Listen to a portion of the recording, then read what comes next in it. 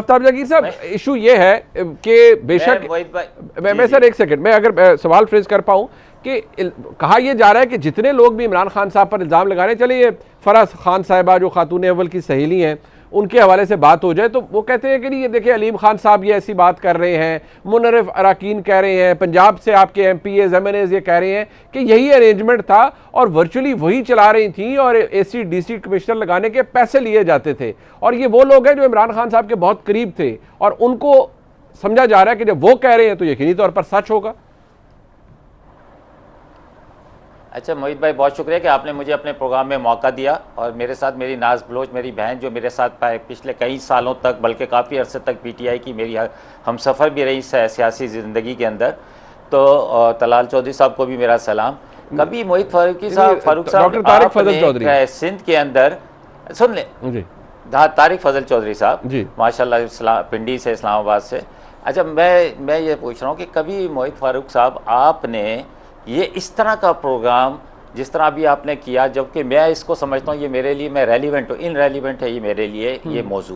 कि आपने कभी कराची के अंदर, कभी सिंध के अंदर एक अदी नाम की खातून हैं, उनके साथ, उनके हवाले से कभी इस तरह की इतनी तफसीली गुफ्तगू और इतना प्रोग्राम आपने कभी किया इससे पहले? बिल्कुल सर, मैं बिल्कुल कोट कर सकता हूँ, मैं बिल्कुल कोट कर सकता हूँ, आपको बता भी सकता हूँ, लेकिन आप फरमाइए। अच्छा कि अब आपने कोट किया होगा, आप कोट करेंगे तो यकीनन आप बताएंगे ना कि क्या क्या होता है। जी जी जी, आपने ये बताया होगा जब आपने प्रोग्राम किया होगा कि किस तरह जमीनों पे कब्जा होता है, किस तरह जो होता है, किस हर चीज के अंदर किस तरह इन्वॉल्वमेंट होती है। ये नाज बलोच साहब अभी तकरीरों में करती रही हैं हमारे साथ मिलकर। अच्छा, समझे ना। लेकिन मैं इनको इसलिए सलाम पेश करता हूं कि ये वक्त से पहले इन्होंने एक फैसला किया कि मुझे PTI को छोड़ना है और पीपल्स पार्टी को ज्वाइन करना है। तो ये बिल्कुल सही फैसला था, इसलिए मैं इनकी कदर की निगाह से देखता हूँ। मेरा इनके साथ बहुत अच्छा रिलेशन है, मैं सलाम दुआ का बहुत अच्छा ताल्लुक है। लेकिन देखें, बात ये है कि अगर कोई फरा नाम की खातून है या कोई भी है, मुझे इससे कोई फ़र्क नहीं पड़ता। अगर उसने कोई गलत काम किया है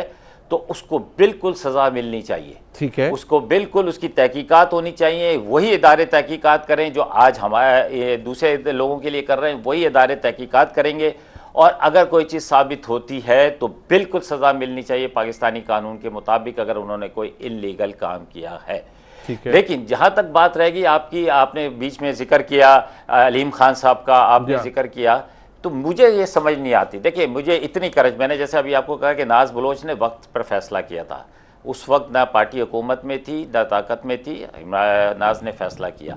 ये वो सारे लोग हैं कि जो PTI के टिकट पर इलेक्शन लड़ा, इन्होंने 3 जगह से इलेक्शन लड़ा। अलीम खान साहब ने एक MNA का इलेक्शन लड़ा,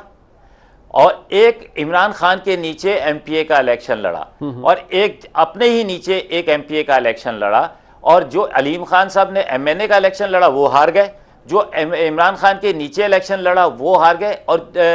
जो एक MPA की सीट उनको मिली जिसकी बुनियाद पर वो वजीर भी बने, फिर सीनियर वजीर भी बने। लेकिन क्या उस दौर में इनको यह ख्याल नहीं आया है, अगर कोई ऐसी चीज देख रहे थे तो बड़ा इनकरेज की बात थी, कहते जी मैं ये इस्तीफा दे रहा हूँ, मुझे अल्लाह ने बड़ा नवाजा हुआ, मैं तो खुद बहुत बड़ा लीडर हूँ, मैं तो बनाने वाला हूँ, मैं तो चेकिंग मेकर हूँ,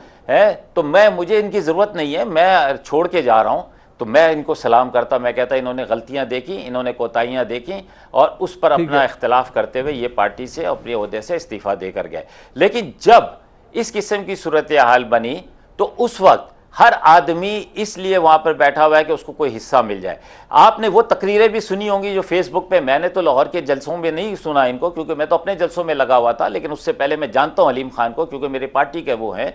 कि जिस तरह की तकरीरें करते थे कि मैं असली तुखम का बेटा हूं, तुम फलाना, तुम हराम की औलाद हो, ये तकरीरें थी अलीम खान की कि मैं,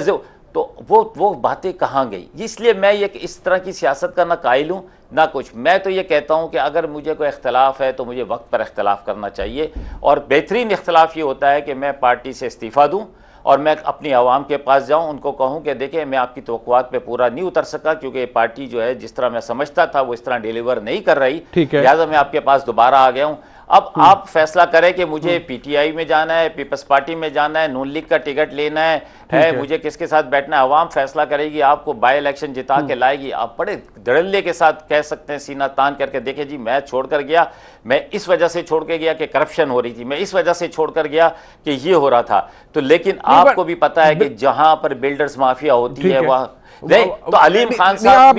आपने दुरुस्त कहा कि प्रिंसिपल तो बात यही होनी चाहिए, लेकिन इमरान खान साहब का भी जो जज्बात थे अलीम खान साहब के लिए, मतलब 31 अगस्त 2015 को इमरान खान साहब अपनी पार्टी को लेटर लिखते हैं, why did I choose Aleem Khan, और वो पूरी तारीफ बनाते हैं, बताते हैं कि कितने अजीम आदमी है, पार्टी के अंदर धड़ेबंदी को खत्म करने के लिए उन्होंने अपना एमएनए का टिकट छोड़ दिया। सो बोथ वेज है आफ्ताब जहांगीर साहब, इमरान खान साहब के जज्बात भी भाई हम भी इज्जत करते थे, अलीम खान साहब की इज्जत हम भी करते थे, हम भी देखते थे वो खान साहब के पीछे कैसे चलते हैं, हम भी देखते थे, हम भी इज्जत करते थे। हमें भी पता था ये लाहौर से हमारे मेहमान कराची में आए, नाज बलोच ने भी 10 दफा देखा होगा, हम भी इज्जत करते थे हर आने वाले को, कराची में जो आता था पार्टी का हम उसको वेलकम करते थे। लेकिन अगर मैं ये कहता हूं कि मैं मानता हूं, मैं कहता हूं बहुत ही नाइस आदमी है जी, पार्टी के लिए उनकी इतनी कुर्बानी है, हर आदमी की जाने के बाद जो कुर्बानी है, तो वो तो कोई मैं भी कल खड़ा होकर कह दूं कि जी मेरी बड़ी कुर्बानी है पार्टी के लिए। लेकिन बात ये है कि वो वक्त पर फैसला जब आप करोगे तो उसको लोग एक्सेप्ट करेंगे कि हाँ ये बात ठीक है।